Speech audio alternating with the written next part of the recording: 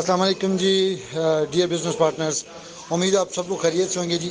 S R family, جیسا کہ آپ سب دوستوں کو پتہ تھا کہ آج ہائی کورٹ میں ہماری تاریخ تھی اور وہ تاریخ ایکسٹینڈ ہو کے 11 اگست ہو گئی ہے۔ نیکسٹ جو ہماری تاریخ ہوئی ہے وہ 11 اگست ہوئی ہے۔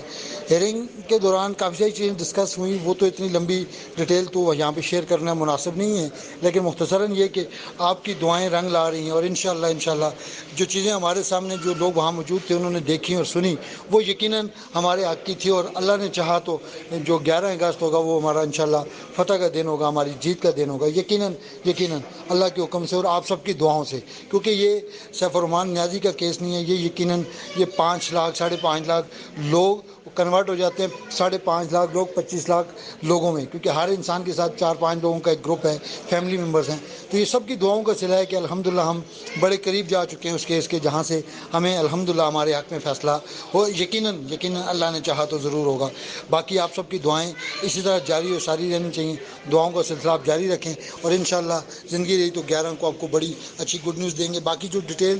میسج ہوگا وہ سر انشاءاللہ آپ کے ساتھ شیئر کریں گے۔ یہ جنرل میں نے کہا آپ سب دوستوں کو بتا دوں تاکہ آپ کے ذہن میں ہو کہ جو نیکسٹ ڈیٹ ہے وہ ہماری 11 اگست ہو چکی ہے۔ ٹھیک ہے جی، اپنا خیال رکھیے گا۔